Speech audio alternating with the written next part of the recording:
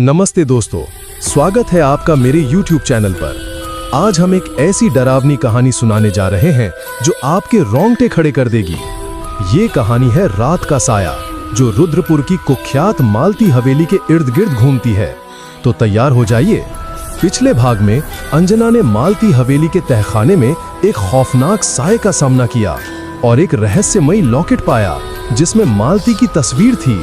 एक जोरदार आवाज और अचानक चमक के बाद वो हवेली के बाहर बेहोश पाई गई।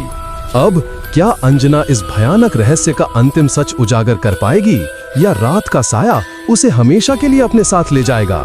चलिए कहानी के अंतिम भाग में गोता लगाते हैं। सच का सामना। अगले दिन अंजना गांव के सबसे बुजुर्ग व्यक्ति ठाकुर साहब के पास गई। उसने लॉकेट दिखाया और रात की घटना बताई। ठाकुर साहब का चेहरा पीला पड़ गया।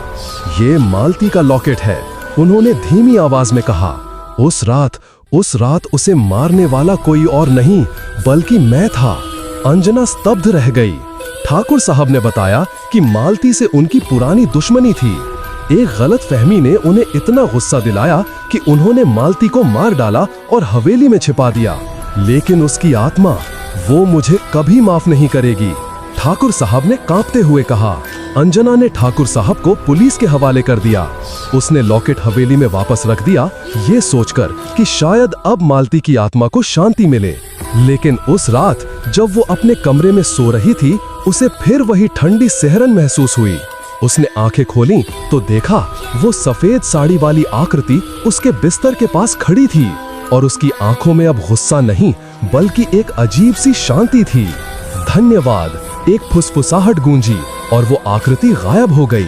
अंजना ने उस रात के बाद कभी उस हवेली की ओर मुड़कर नहीं देखा। लेकिन उसकी कहानी गांव में एक नई किंवदंती बन गई। लोग कहते हैं मालती का साया अब भी वहां भटकता है, लेकिन अब वो बदला नहीं बल्कि शांति की तलाश में है। तो दोस्तों, मालती के साये का रहस्य आखिरकार खुल गया और अंजना ने न सिर्फ सच का सामना किया बल्कि उस आत्मा को शांति भी दी। लेकिन क्या ये हवेली अब सचमुच शांत है या कोई और राज अभी भी छिपा है? अपनी राय कमेंट्स में बताएं। चैनल भूत प्रेत किस्से को सब्सक्राइब करें, लाइक करें और बेल आइकन दबाएं ताकि ऐसी और डरावनी कहानियां आपके पास पहुंचें। अगली कहानी तक रात के साये से बचकर रहिए।